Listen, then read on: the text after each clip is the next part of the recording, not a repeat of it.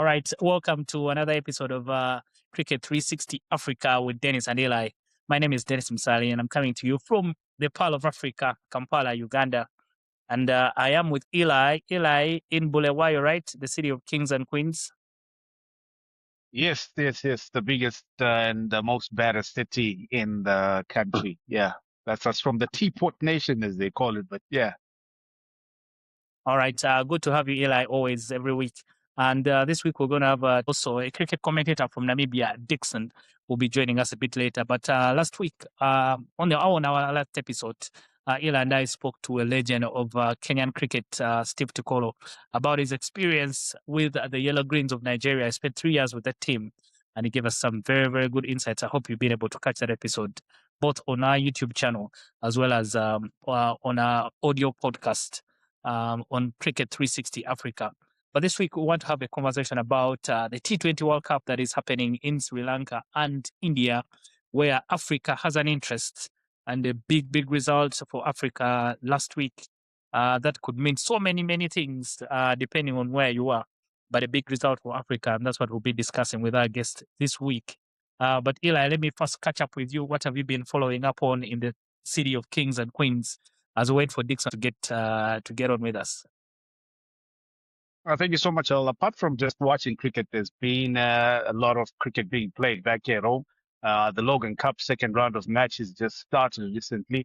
Tuskers, my franchise, they are playing versus Southern Rocks. So we are on day 2, and we are struggling with our batting. Our opponents managed to score 458 runs in the 2 days that they've been batting, and I think now just over past 100 in batting, but we've lost 4 wickets, unfortunately. So kind of struggling at the moment, but hoping that the boys can dig in and fight in. But apart from that, it's been the T20 World Cup, watching Zimbabwe beat Australia. Yes, go Chevrons. That was one of the biggest highlights, I tell you, of the whole entire week. I don't look forward to anything else. And yeah, plenty of cricket just watching India, Pakistan as well yesterday. That was another exciting T20 game that we had. So it's been that kind of a week where it's just been cricket all around. Yeah, Logan Cup cricket there for Eli and the Tuskers, who are struggling with their batting. They need a top a batsman wicket keeper. I'm available. I could put in a few runs to come and save you guys down there.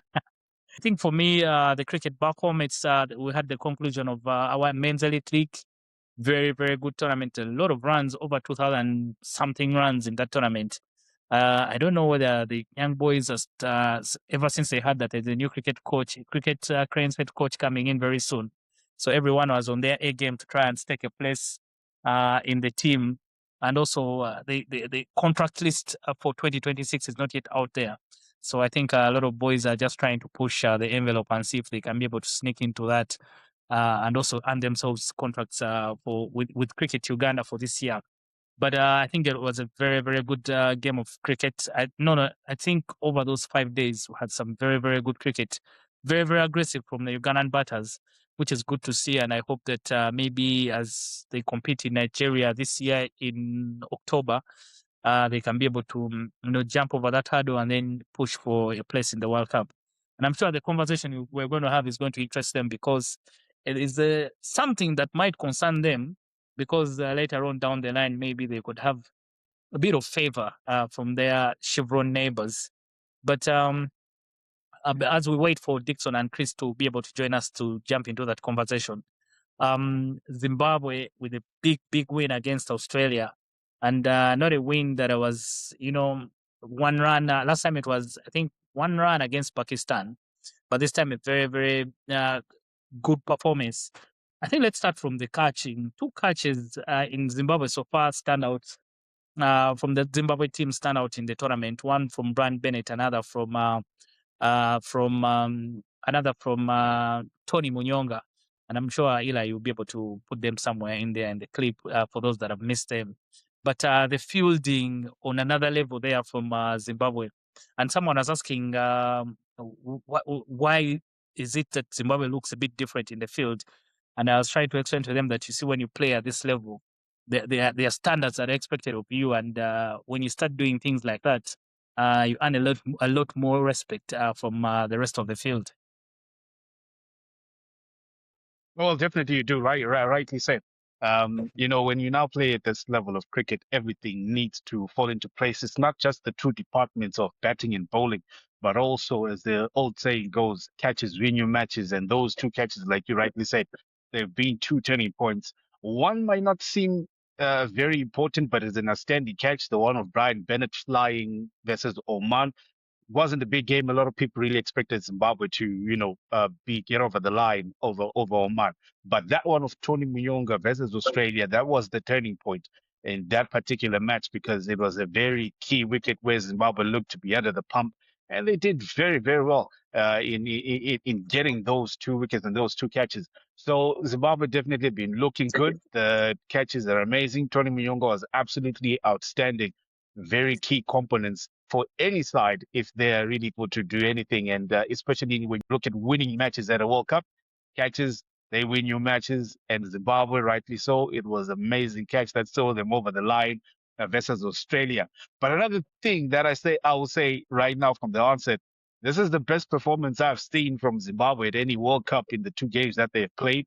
They have lived up to the occasion. They've lived up to the moments. And so far, so good for them. All right, let's welcome our guest, Mr. Dixon. Dixon, how are you? Very well. Excited to see you too, gentlemen. Mr. Tamirepi and Mr. Musali. How's things going? Exciting times for cricket, exciting times for African cricket, exciting times for associate cricket. Yeah, very true. And we're just speaking about those two catches taken by Zimbabwe. We hadn't yet started the deep dive into the conversation. But nice to see you. How is everything going in Namibia? No, look, it's super, super hot, but nothing stops the action from happening. I just drove past the newly built stadium now. There's a Warwickshire visiting side playing against Namibia under 21. And it looks to be some really good cricket. So cricket has already started. So it's good to see some young talent. It's good to see some inbound tours. I think this is the future of how we're going to do things, right? So bilaterals should not only be limited to national teams, but to county sides and club sides. And I know I'm quite well aware that there's always been this relationship between Uganda and Zimbabwe, where some of the Zimbabwean clubs they always visit Uganda and vice versa in reciprocation. Yeah, our guest this week, Dixon, a very, very well-traveled cricket commentator all over the world. And Dixon, don't worry. I know the cricket cranes will be coming there very, very soon in a couple of weeks' time for us to also be part of the conversation around the new ground. But maybe let's pick it up from there. There's been a lot of talk about the Namibia cricket ground and how much it has contributed to raising the level of the game in Namibia. From the Under 19 World Cup, I think there was so much content done around it. Let's start with the conceptualizing of the dream and how it got here. A lot of people keep asking about that conversation and they don't know where it started from. But when did Namibia think that, you know what, you guys, we need to have our own home and a home that will allow us to, start hosting the big events. The Under 19 World Cup was there, but I think the bigger one is going to be the 2027 ODI World Cup in Namibia.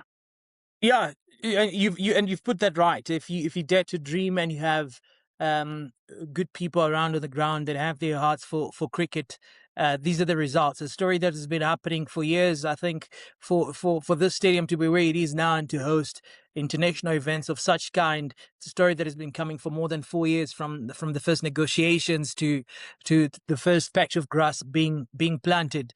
And I think all credits go to Cricket Namibia, being led by Johan Muller and then the board by Dr. Ruti van Vuren. And also one thing that has been done so well in Namibia is stakeholder relationships. I think Johan Muller has done so well. If you go now on that cricket stadium, the amount of sponsorship and the amount of partners that are there on that premises, it's incredible. We grew up in Africa where we're told you can't have two competing brands at the same premises. So you can't have two banks, you can't have two insurance companies, you can't have two fashion brands. But people, when it comes to that stadium, people have focused more on competition, on less competition but more collaboration. So there's multiple banks that are sponsoring there's multiple insurance companies. So I think it's a testament to when you have a community buy in, that great things obviously do happen. So a lot of credit, and I take my hat off to the leadership of Cricket Namibia, and I think this is testament to not only good leadership but to also have a good community that supports ideas and that rallies behind you, and a good corporate village that backs all these dreams. All right. Then before I pass it on to Eli, how much of it will it be able to raise the level of the game in the country? Namibia is not as populous as other. Maybe I'll pick myself Uganda or Nigeria. It's a small country, small community, but how much of the facility is going to help raise the level of the game in the country? The national teams are already doing well, but I think there's still more work to do. You're right that there's always going to be work to be done. I think you first touched on popularity of the game, but I think just if you go back to that eventful day when the stadium was being inaugurated and Namibia beat South Africa, there were more than 290 newspaper articles about it all across the world. And that means all the newspapers in this country covered it. It was on the news, it was on the radio. There was a lot of marketing that went into it, which eventually paid off with that story. It was a historic day. So already there's traction in terms of general interest. So I always talk about this cricket in such a way that cricket is a frame of reference game. It's a game that's difficult to like. It's a game that's difficult to know. So if you don't know about it, it's difficult to get into it because you're always going to be left behind. However, once there's stories like this, your daughter, your son could also take up this game because you've seen so much positivity around it. So that's on the knowledge and on the support side of things. I think in Africa we're always desperate to hear some good stories, and I think having a stadium and a nation like Namibia beating South Africa on the day that they open their stadium, something that you can never be able to script. It's a huge positive story. It's a huge positive story across the associate world. It's a huge positive story for Namibia. In Namibia right now, our president has made Her Excellency Dr. Netumbo Ndaitwa has made sport as the number 2 priority after agriculture as a sector. So there's a lot of investment, there's a lot of effort that's going into sport, and stories like this coming along, it obviously just pushes the narrative further, the positive narrative further ahead. And then when it comes to the development of game, I just mentioned now when I got on this chat how Warwickshire is here, and you mentioned as well how the Cranes, being led by Janet Mabazi, will be here in a couple of weeks. So there's more and more cricket being played. There's a lot of inbound too. I was having a chat with the CEO of Cricket Namibia just last week. While he's in India, talking about that we need a lot of home soil cricket, and he's like, that's why he's in India for such a prolonged time, to be able to bring cricket around. And look at it this way as well. There's a lot of full member nations and county sides that go and play a lot of cricket in Zimbabwe and South Africa. So maybe Namibia could also be a stopover to try and encourage and provide more exposure for the local boys and the local girls. Yeah, very well said there, Dixon. I think the goal is to make sure now Namibia is a destination for cricket, and especially for teams that are looking for opportunities to practice and then develop their games.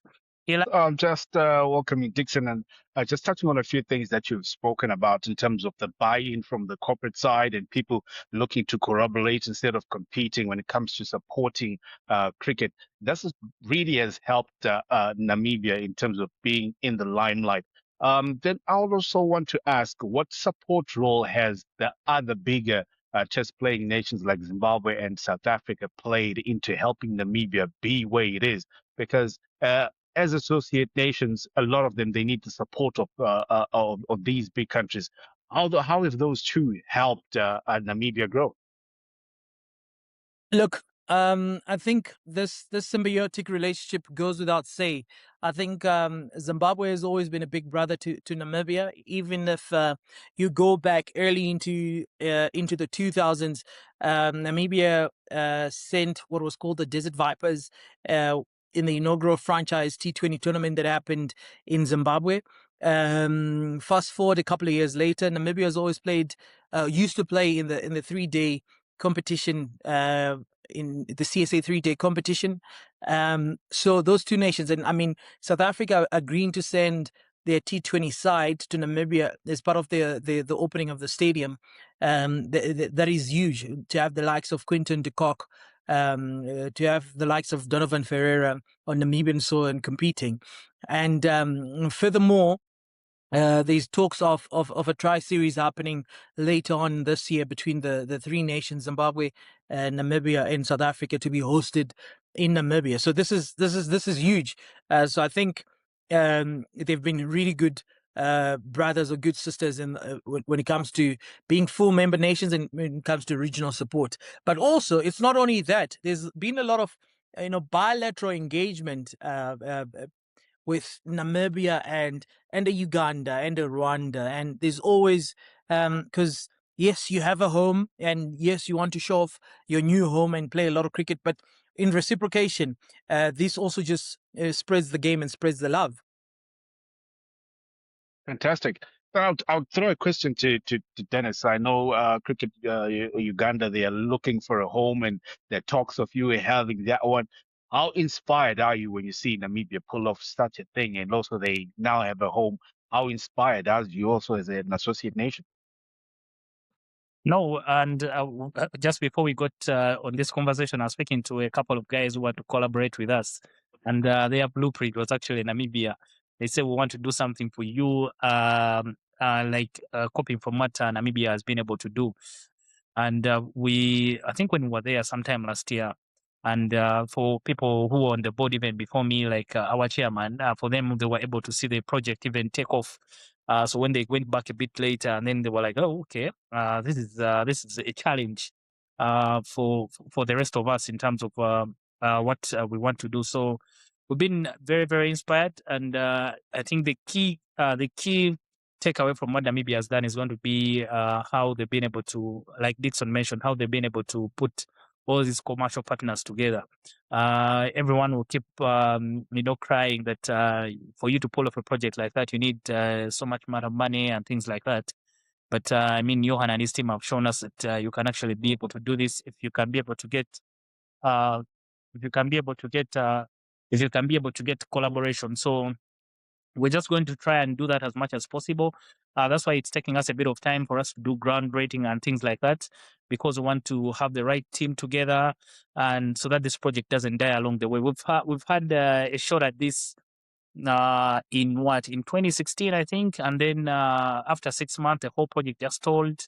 The land ended up, I think, recently we even had that there's squatters on the land and things like that. So it just sort of just stalled along the way and just never took off. So we don't want to have a repeat of the same. We want to make sure that with lessons like from Namibia, we get this done very, very well. Now, Dixon, let's jump into the T20 World Cup. Namibia, they will be our first topic. How do you see their performance in the group that they're in? Very tough group to be in. How do you rate the performance that they have had so far? Look, you're right. It's a tough group to be in, and losing with 93 runs to India makes it even more bleak. But knowing the boys and how they've performed, I mean, closely looking at Gerard Erasmus picking up those 4 wickets, that was incredible, and showing some good signs. JJ Smith and right at the top, Jan Freiling. I'm still waiting for Nicole Lofty Eaton to come off. It's a tough group, and I think they went into that game, the World Cup, knowing that they're in a tough group. So they're lacking some sort of spark, because they playing against giants like India on home soil in India has always been difficult. As well as if you go back 3-4 days ago to one of the press conferences that Erasmus said that. They hadn't had an opportunity to train under lights. whereas the opposition teams had a chance or two to do night training. So that also plays quite a big role. So I'm not sure if it was just an administrative oversight, or I wouldn't want to believe that it's something that was done intentionally. So those are things that that affect. I mean, yes, when we opened the stadium here, there was quite a huge crowd, but having 6,000 people in our stadium and playing in front of 50,000 people, there's a huge difference. You feel the whole world is against you, and playing under lights. We Namibia doesn't play under lights. Very minimal cricket under lights for most of the associate nations. So I think that also played quite a huge role in the match against India. And then taking a closer look at the game against Netherlands, I think they were just outplayed in all three departments. But don't be fooled. I have huge belief that they'll pull an upset soon. All right, fantastic. Then we just look at some of the performances that have been amazing. Harald Erasmus was really outstanding, especially even, like you rightly said, in the last game that they played, and also the performances by other teams. What positives do they draw in them being at the World Cup, facing such kind of competition? And then, yes, the results, they do matter, but they are also positives that they draw out. How much of positives have they seen so far? Look, if you also have a closer look at Lorenz Steenkamp scoring a 50 in the previous match, that tells you that the boys can perform at such a stage, even with all the pressure, even all with the lack of training under lights. So that's a key positive. If you have Jan Frauling starting very well at the top, yes, not converting, that's a key positive to be able to stand up to such a ball in attack. And then you have Gerard Rasmus picking up 4 wickets, and Ben Chikonga has been brilliant in the field as well. So you have if you have a bit of an oversight of how Namibia has performed, they've performed well, but in pockets. They've performed well as individuals. So it needs to be a collective, and that's just what lacks. So they just need to be able to fire as a majority and as a unit, and that'll definitely help them. So you have an Erasmus outstanding on one day, but he doesn't have much support. You have a Lorenz Steenkamp, firing on one day, but he doesn't have much support. There's also quite a huge over reliance on certain certain players, right? Especially the top order up until where JJ Smith bats. So I think once we have a few of those players right at the top converting, I mean, Namibia can, Denis will tell you, Namibia can bat very well up until number 8, number 9. You have Zane Green coming in at 7 or 8. So Namibia can bat, but I think finding a combination that's working at this World Cup, they'll need to find answers, and they'll need to find answers quite soon. And Eli, you experienced Namibia when they played Zimbabwe and Bulawayo last year. You saw how they started. You saw how Jan Frauling was taking on Blessing Zarabani on in Bulawayo, and Blessing Zarabani is still the same player that performed so well against Australia. So it just goes to show that there has to be a collective effort and not individual outstanding performances. And I think a very, very good assessment, good and fair assessment of how Namibia, I think for me from the get-go, I thought they were in a very, very tough group. But you expected them maybe to clip their fellow associates, the USA and the Netherlands. And once they never did that, it was going to be very difficult for them to progress from the group. If you look at the previous campaigns where they've been very, very successful, I think Erasmus and David Weezer were the guys who are, showing up for them and getting those winning runs. How much has David Weezer been missed in this particular edition of the World Cup? Yeah, you're quite right. I think quite. You can see the body language of Erasmus that he's taking quite a bit on his own. There was quite a bit of guidance and maturity and seniority that and calm that was provided by David Wiese being in that side. But be that as may, it cannot be an excuse. You have players like JJ Smith that have played the game for quite a long time. Ruben Trumpelman, these guys have played with the majority of some of those players. I mean, looking at Ruben Trumpelman, he was the player of the tournament in the Nepal Premier League just a couple of months ago, December last year. So it's not far off.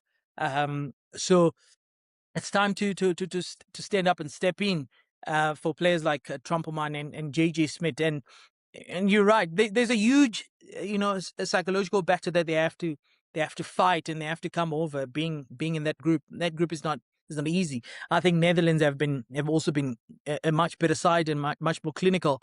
They've batted well, they've fielded well, and they outplayed Namibia. Just as simple as that. All right. I just wanted to ask Dixon, in terms of what some of the lessons that you think the team can take from this World Cup? No? Because Namibia, when they come back on the continent, they are still one of the better teams. If we organize the qualifier next year, you guarantee that they will be one of the teams to qualify and go back to the World Cup. Does it feel like we know when they come back on the continent, the level of competition? We saw the level of competition in that Asian qualifier, the Asian and Pacific qualifier, where Japan pushed a lot of teams, and everyone was thinking they should be at the World Cup. But if Namibia is able, if Namibia comes back on the continent, they will most certainly run over everyone and go back to the World Cup. I think it's a question that can be answered in this way. It's a game of combinations for Namibia. So they need to find their top five that they back, and they stick to it. So you have Nicole Lofty-Eaton that's floating. You have Erasmus that's floating, and you also have JJ Smith that is floating. So I think once they work out a combination that works for them, they need to stick to that. And then some of the key lessons are simply that India has a working combination and a working formula, and they stick to that, whether it fires on the day or not. Same as the Netherlands, same as Zimbabwe, same as majority of the teams. There's not a lot of upward and downward movement if you look closely at how England approaches their T20, and so Namibia has always been able to start strong in the power play, but just that period when they need to consolidate, that is where they've struggled, and the way they've been outplayed, especially from over number 7 to over number 12. They've really struggled to capitalize once the field has been spread initially. So once a team gets a little bit ahead of you, we saw Freiling and Lorenz Steenkamp, they started off really well, but then after losing the first wicket, especially in that consolidation period, they really struggle to get going. So it's important that that is addressed, and maybe increase a few more options when it comes to someone that also just needs to be able to back up Erasmus and put on pressure. So yes, you've got Barnard Scholes that helps quite a bit, but I think they just lacking just one more X factor in that bowling lineup. Just as we round up on Namibia and the World Cup, what's your assessment of the youngsters, Dixon? We have Max Eningo, Dylan Nika. Those are the youngsters that I've been able to see. And Ruben Trumpelman, I don't know if you would call him youngster, but he's a very integral part of Namibia. Their performance in the World Cup, how much of this kind of an experience at this level will be key and crucial for them going forward? Yeah. So firstly, Ruben would not like me calling him a youngster, but I think he's done well. He's been in fine form from the qualifiers, or even pre-qualifiers in Zimbabwe. I've watched him closely for the last 6 to 7 months, starting from the franchise we had here on local soil, when he was one of the top batters and top wicket takers. They went on to Canada, as well as now being in Zimbabwe in Bulawayo as in the tournament leading up to the qualifiers. So he's been really brilliant.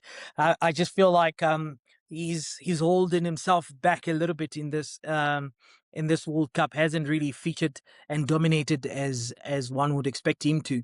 And then looking at Dylan Laiger, hasn't featured much, but what a brilliant fielder. He took an amazing catch when he went in as a substitute for Bernard Scholes. He is for me one player that will replace David Vise in the next coming year or two. So I really like him as an all-rounder, as a fielder, as a bowler, and as a batter. And I like his character as well, very unassuming. And then looking at Max Engo, he's got a lot to learn. And I think that could have been Namibia's X factor. He's such a traditional bowler,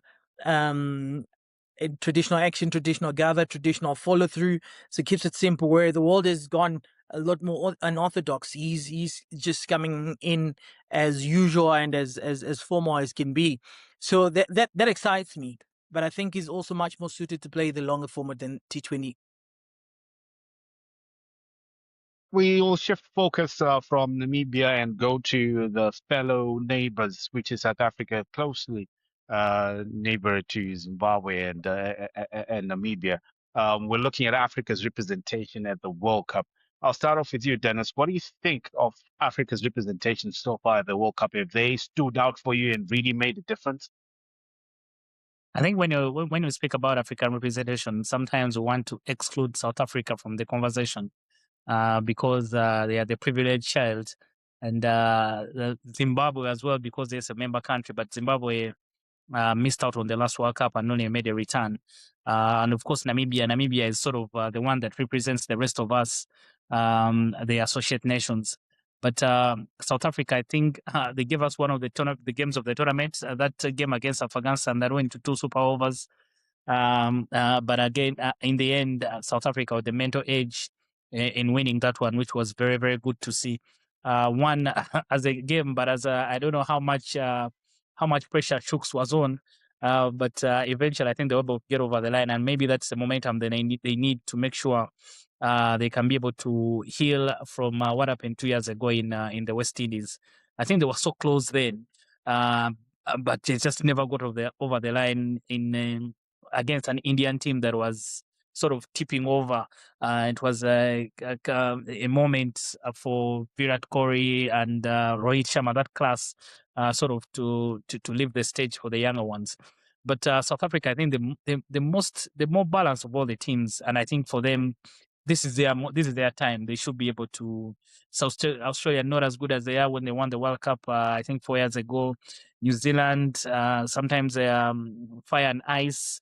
And I think India, defending champions, no team has won it back to back, so it will also be sort of on their mind to try and defend their own title. So I feel that South Africa should have, if everything goes to plan for them, they should be able to win the title.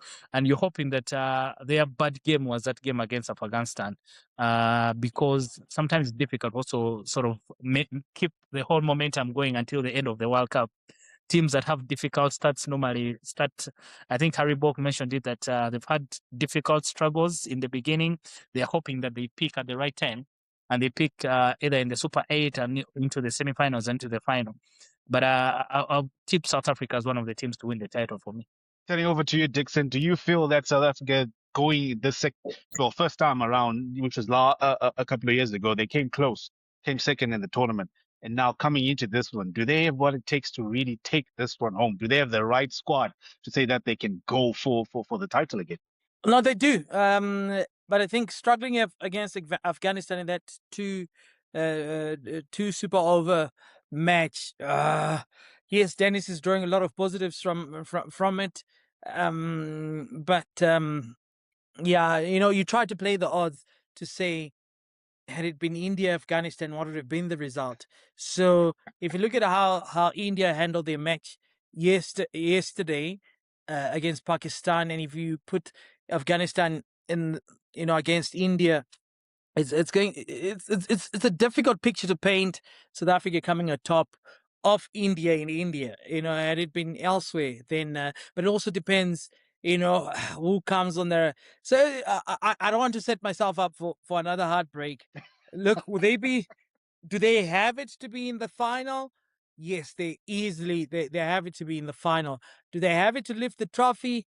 Maybe that's a little too early to say. And yeah, India is looking strong. So what area would you say is a struggle for South Africa? Is it death bowling towards the latter stages? Where would you feel like they are not firing in all cylinders? Look, I think with South Africa, it's death bowling. I think they're struggling to the last 6 overs. It's a bit of a struggle, and if your key pace bowlers are taken apart, then you have very little to rely on. And I think it was a genius and a brilliant move especially in that second over of the super over, to introduce Keshav rather than going with Ngidi or Rabada. So I think that was a brilliant move because it hadn't been working. The pace bowlers had been they were being taken apart. So yeah, so they need to find I mean, you have also, I mean, there's been a lot of talk about a bowler like Altneil Bartman, who did really well in the SA20 and missed out on the opportunity to go to the World Cup. So maybe those are some of the key things that are starting to show, and those are some of the cracks that, yeah. So, yeah, I don't want to set myself up for a heartbreak. So yes, South Africa has won the World Test Championship. They've won the Rugby World Cup, but T20 World Cup, it's a tough one. Tough one indeed it is. There's still on selection. I'm going to come to you, Dennis. Do you feel South Africa went with the right squad? Did they pick the right people in the right departments there? I think for me, one of the things that surprised me, and I was speaking about it when we were watching that Super Over with some of the guys, that the guys who are actually not in the squad, who are initially not in the squad, sort of make the playing 11 immediately. So it makes me wonder that, okay, you are not selected initially, but then when you come in as a replacement, you go straight into the squad. And, Tristan Stubbs is one of the guys that did well for them in that Super Over. It's a bit surprising. Ryan Rickerton has also done well, yet he wasn't initially in the squad. But I think, like Dixon has mentioned, maybe Batman was going to help them at the back end. They're a bit struggling. I think the struggles at the back end is because Rabada is not on his rhythm. He's been very, very easy to put away, and I think maybe that was the plan for them to go with him as the guy who will be able to help them at the back end, because Lungi is not express, but he knows how to work with the change of pace at the back end. But sometimes that can be very predictable as well. So you sort of need someone who can nail those Yorkers at the back end and help support you. But I mean, you have to work with what you have. Like Dixon has mentioned, the challenge for South Africa is the number of runs they leak. And you cannot be chasing down mountains all the time, which sometimes can be very, very difficult. So you sort of also have to find the balance where you're winning games with the ball rather than relying on your batters to always come out guns blazing the way they came out against New Zealand. Somehow, when Dixon was speaking, I was only thinking the only thing South Africa don't have is a Jasprat Bumrah. Otherwise, there would be a very, very potent team. Well, that's a big call. No one really standing out in terms of bowling for South Africa. But Louis Ngidi has done well. He's got 2 Player of the Match awards. He was key. But yeah, I think that's a crucial aspect whereby you have a wow factor with the ball in terms of speed and accuracy, which we did see from India yesterday. They sort of took Pakistan apart with the ball in a manner that I really did not expect Pakistan to crumble like that. But it's going to be exciting. I think that South Africa, like Dixon said, yeah, they have a far power to really make it into the final. But in terms of winning on the day, really would take a lot of mental growth and a lot of push for them to get over the line. Exciting as South Africa has been, we turn to Zimbabwe with the time that we have here. First upset of the tournament, according to mainstream media. Do you agree, gentlemen, that this was the first major upset, Australia versus Zimbabwe? I think Denis can go first.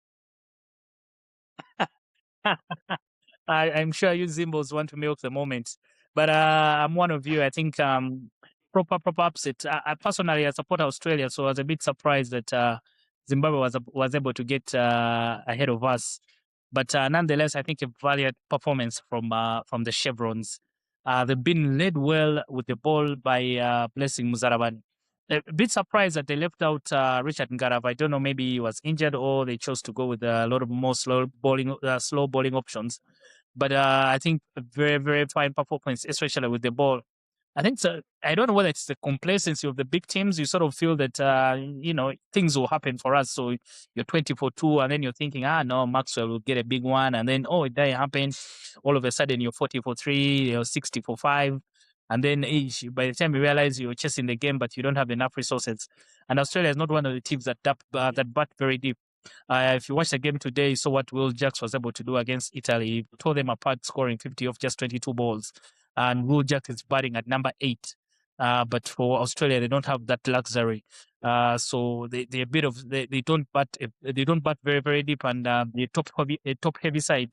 If they don't get the runs amongst their top 5 guys, then they are very much in trouble. And I think Zimbabwe did a brilliant job in making sure that they never allowed them to get ahead of them.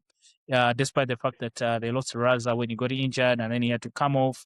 Brandon Taylor also got injured. He's been replaced by Ben Curran. So there was sort of things that were going against them, but I think they just made sure they stay in the fight. And once I think Tony Munyonga took that catch, the spirits of the whole team were raised and they were like, yeah, okay, there's something you need for us. Because if you hadn't taken the catch, I think that was going for 6. That would have sort of reduced the equation much further and made it easier for Australia to sort of back themselves and pick up the win.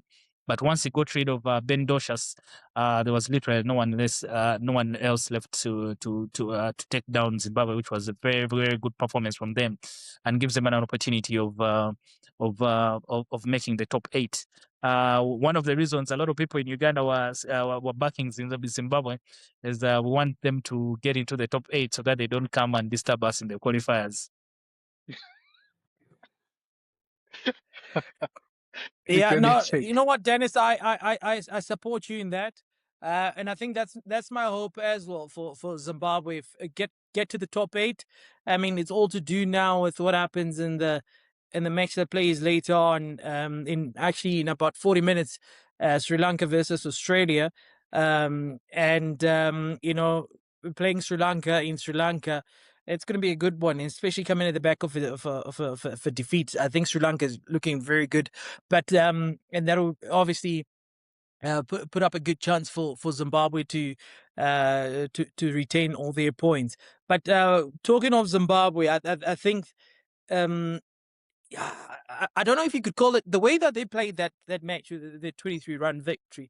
I don't know if one would call it an upset. Yes, I mean, how many times does Zimbabwe play Australia? Australia only plays India, New Zealand, and England, right? So how many times does that happen? So it happened in 2007. It happened now.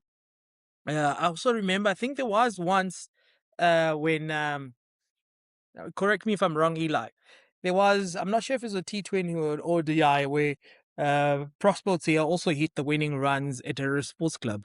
I'm not sure how many years ago against Australia. I'm not sure how many years ago that was. But anyway, be that as it may, I think Zimbabwe has shown good fight.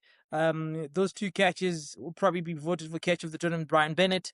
I see some of the local transport operators already have a Bennett picture on the back of the buses in Zimbabwe. That's how much cricket is loved in Zimbabwe. I mean, Tony Munyonga's catch, the way that Mzarabani is bowling, and I also love what the coaching staff did. You know, being bold enough to say Richard Garara take a back seat and backing another player to take on that position. I haven't seen Maposa obviously feature much. So they've got enough resources, Zimbabwe. And we haven't seen a dominant Raza yet to unfold, as we've seen how he featured for the Paro Royals in the SA20. So he's also coming off some really good form. So it's an exciting time for Zimbabwe, and we want Zimbabwe to make it to the Super 8, and we want beat Uganda, beat Tanzania, beat Nigeria, to take the 3rd spot. So we'll leave it up to them, because it looks like, you know, Namibia are looking good, and they'll probably be, but it is a game of cricket after all. Right? We saw how Malawi even played in the last qualifier. So I think the game of T20 is a funny one. Yes, you might have all the resources, all the experience, and all the depth, but if another team just pitches up better and outclasses you in all the departments on that day, you're done, no matter how much resources and how much depth you have. And remember, players also can go off, like how Rabada was in the previous match. I thought he was off. So yeah, we want a third African nation to go to the World Cup next year. Will it be Uganda? That I don't know. Will it be Kenya? Will it be Tanzania? That will leave for Denis to decide. Interesting one. Right. So just, gentlemen, just to rounding it off. And like you're saying, that hopefully that Zimbabwe make it to the Super 8, that opens up another spot for another African country to be able to pick a spot going into the World Cup. But with the way that you have, both of you have been involved in commentary on the African continent, should ICC invest more into the pathways for Africa? I'll start off with you, Dennis. Yeah, I think yes, it is important, but you see the challenge with this is that all these events cost money. And I think we haven't made a very good case for ourselves in terms of is the investment worthwhile. And I thought, speaking to some of the guys on the continent who are leading the different boards, I think no one is going to come and save us. We need to save ourselves. We see what the Asian guys are doing with the Asian Cricket Council. I think they've done a brilliant job of coming together and pulling resources together. They already have they have some of the most passionate fans in the world. And if we keep waiting for someone to come and save us, then I think we're going to be we're not going to help ourselves. The Asian women are already playing. There's a Rising Cup, I think, for Asian teams. The Sri Lanka A team is in there. The India A team is in there. The Bangladesh A team is in there, playing with the likes of Nepal, the UAE. Those are all opportunities for them to try and help the others, sort of handhold them and get them to elevate their game. So I think we need to have a stronger ACA, which is the Africa Cricket Association. There's need of collaboration in the different boards. I'll give you, for example, something that really never, I think it just cost the boards money, but it really helped the game grow in the continent. A couple of years back when I was still even very active playing, we used to have something called the East African Premier League. We just get on a bus from Uganda, we go in Kenya, we play against the Kenyans. They get on a bus, they come over, and then we play each other. It looks sort of, just going across the border every weekend, but it was done, I think, over a period of about 2 months. We go and play one 50-over game. And the T20, we arrive on a Saturday afternoon, we play a T20, we play a 50-over game on a Sunday, and then we get back on the bus and we come back this side, and then they do the same thing the next weekend. But that period, I think, was done over about 2 years. It helped a lot of our national team players come up, that sort of generation come up because we're playing some very, very good cricket.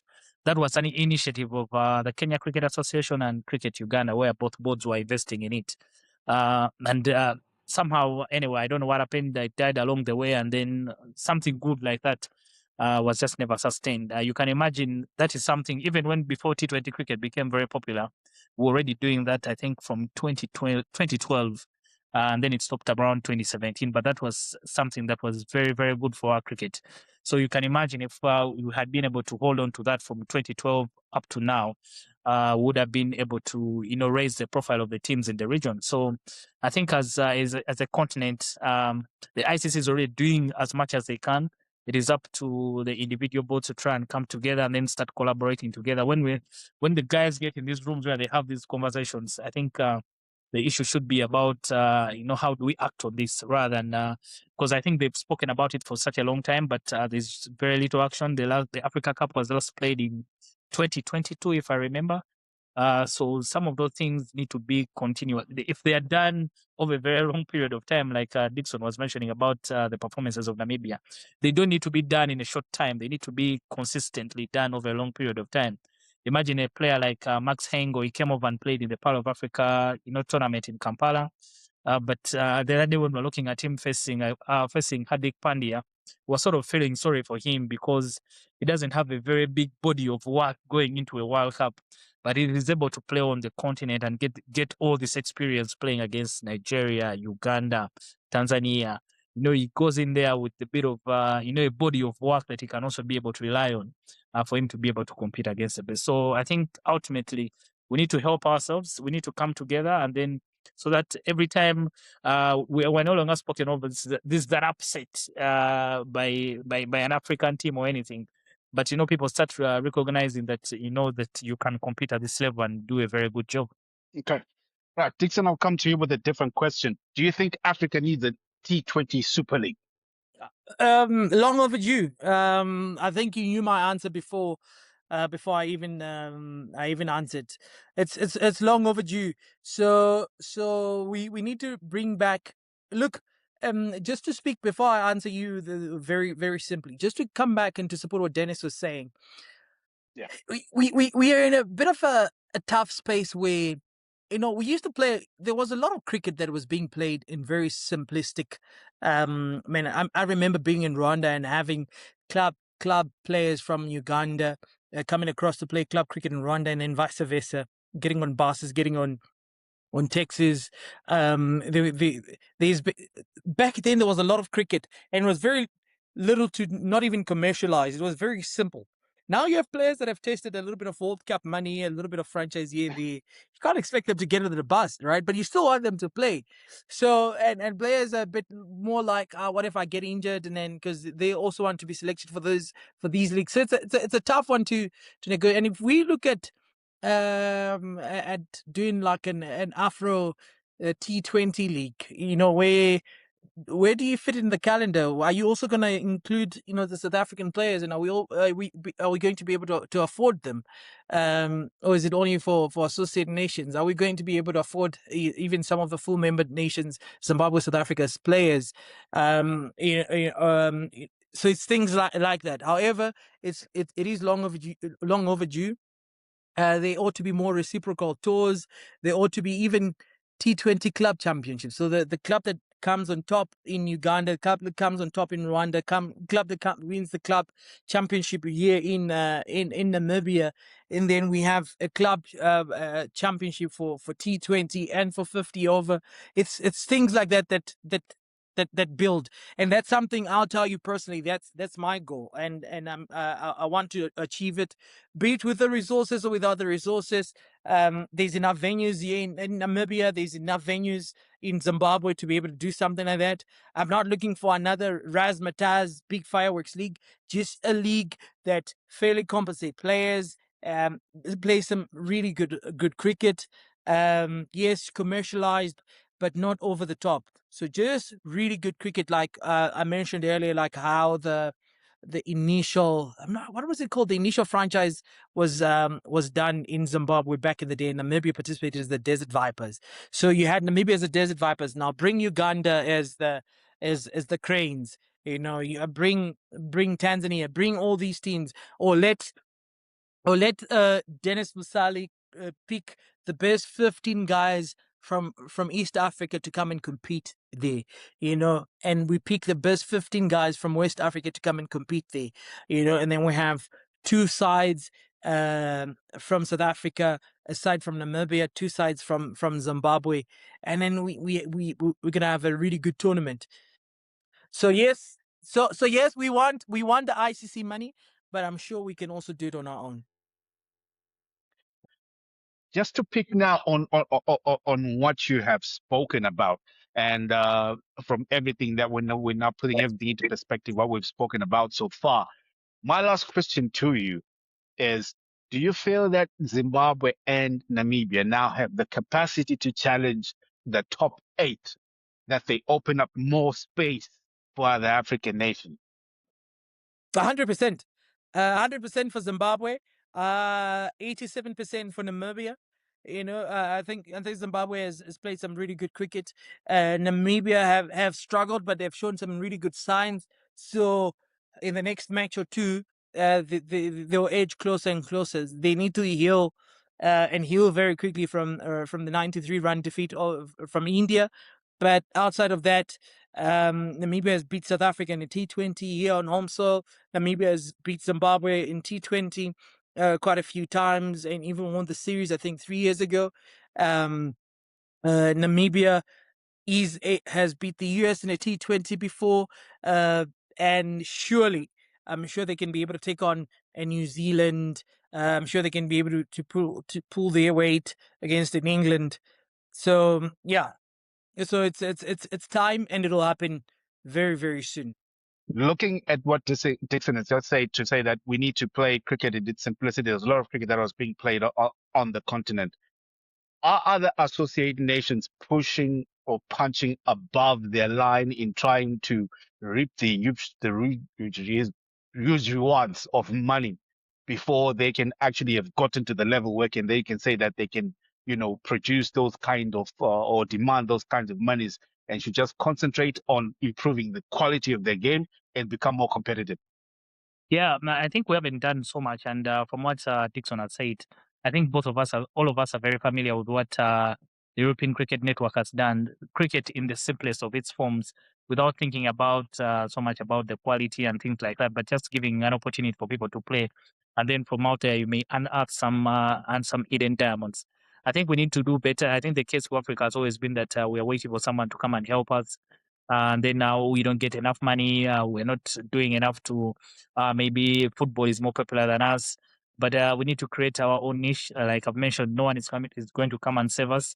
For those that can't, if we sort of started with those that could be able, let's say Namibia, Uganda, Zimbabwe, Nigeria, if they're willing, and Rwanda, we're able to work out something, and then we try and hold the hands of those that can't be able to be into it. You bring a player or two from Gambia, you bring a player or two from Mozambique, and then get them in there. So you just get you basically get the ball rolling, and then along the way things could be able to change and evolve. So for me, it's just a case of starting. We cannot be always waiting for someone to come and save us, but we need to just make sure we get started. And if guys like Dixon using their own connections can be able to take the lead, so be it. But we need to make sure that we are pushing the top 8. We cannot push the top 8 countries without us making the sort of investment and sacrifice being able to make. That should be a fact. So we need to make sure that we make as much investment as possible, and with as little as we have, without us necessarily saying that we need $1 billion first before we can be able to do this. We just if like what Namibia did, and Dixon mentioned it, there were people who love the game and were willing to make sure that they see the dream through. If we have people, if everyone comes together and they are seeing the same vision, and then we shall be able to push African cricket to the next level. Gentlemen, thank you so much for your time. Before we round it off, who is your money on to win the World Cup? We'll start with you, Dixon. South Africa. That's a joke after saying India. A politically correct answer. You give him a second chance Dennis. to try again. Mine is as much as I'm Australian, I don't think Australia will get anywhere close, but I think India looking too strong, but I would love a South African win. All right, seems that everybody's rooting for motherland to, be the one that brings it home. I think you gentlemen have my answers right. Yeah, but I think that Africa is doing well in its representation. We've done well with the best that we have. No one is when I talking look at about West associate Indies, cricket but I thing. think they will spring a surprise. Do you think so? Nah. They just haven't met the right side. Wait and see. Thank you so much, Dixon. How was Nepal? You were in Nepal. Well, how was it like? Nepal is an amazing place, and I'm hoping that I go back there soon. Be it called up for the NPL or just to go visit. It's amazing. The cricket, the love of cricket in that country, is brilliant. The service, outside of the cricket, the facilities, the Tribhuvan University International Cricket Ground. It's if you look at the history of how the ground has come about in the last 2-3 years, it's an incredible associate story. If you look at how cricket has become the biggest sport in Nepal, is crazy. They love cricket. And if you're there, you're anything to do with cricket, everyone looks after you, everyone takes care of you. The food is brilliant, and I mean, and we were treated so well. We even managed to go and do one of the Everest flights. We managed to go to Chandigarh Hills. It's a beautiful place to be. Far more advanced when it comes to e-bikes and e-vehicles than one would think. Everything has gone electronic. So incredible place to be. You need to do yourself a favor and find ways to get to Nepal. It's an amazing place. It kind of sounds like Uganda in terms of treating you with people when you're cricket related, in terms of how they treat you. Wonderful place. Yeah, I've been promised a Uganda trip this year, so my bags are packed. You may know what to go back home. Right, Denis. You have the under-19 qualifier happening in there. What are the preps like, and what can we look forward to? I think it was sort of short notice for us to get into this because Kenya couldn't host it, because Kenya is actually not in this qualifier. So we are sort of a last minute resort, but a good one for us to be able to host this, and we're very excited. I think we'll give it's just before the season starts for us, so there hasn't been so much cricket happening at the Entebbe Cricket Oval. I hope that the ground is good enough for the younger ones to play and enjoy themselves. But you've been to the Lakeside Oval and you know it, so the goal for us is just to give them a very good experience in Entebbe. The beaches around there, they can always go and have a good time. To be out of the city, which now is school time, so there'll be a lot of traffic. But Entebbe is really in a nice, humble place for them to play, and I hope they enjoy themselves. But 2 weeks away from the tournament, I think we are good to go, because it was really the perfect timing for us just before the season starts. So everything is good to go.